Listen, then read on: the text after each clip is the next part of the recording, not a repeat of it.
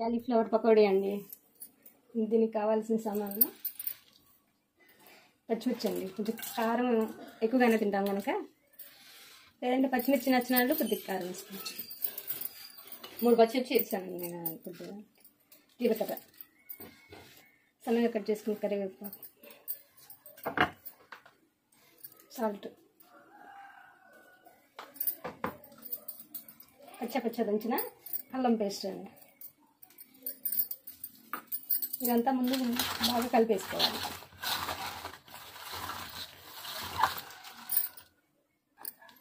ఉప్పు వేసి వీటన్నింటినీ ఇలా ఒకసారి కలుపుకోవాలండి. కొంచెం ఉప్పు ముక్క కూడా పట్టుద్ది, మళ్ళీ కొద్దిగా వాటర్ లాగా ఫామ్ అవుతుంది అన్నమాట.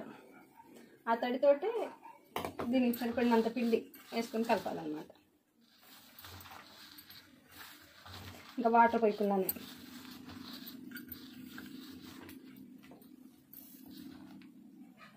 ఇంకొద్దిగా వేసుకుని ఒక చిటికెడ వాటర్ పోస్తున్నాను. ఎక్కువ ఇట్లా కొద్దిగా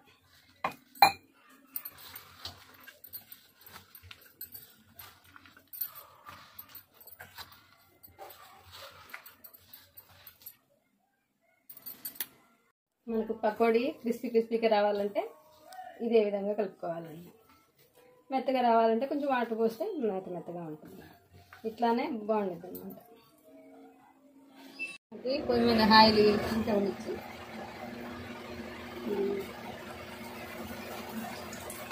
పకోడీ వేసుకోవాలన్నమాట.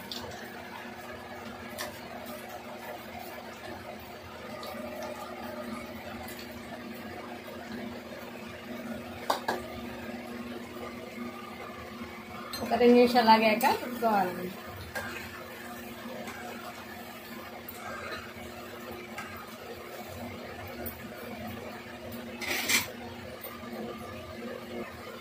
ఇలా మీడియం ఫ్లేమ్లో గోల్డెన్ బ్రౌన్ కలర్ వచ్చేదాకా చూసుకోవాలి.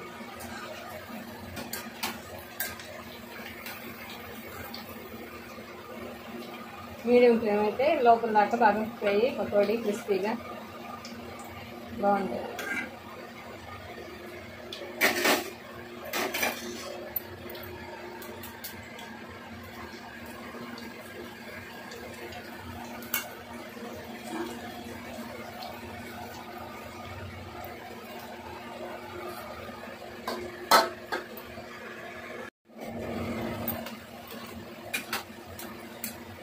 ఇలా ఫ్రై చేసుకొని తీసేయాలి.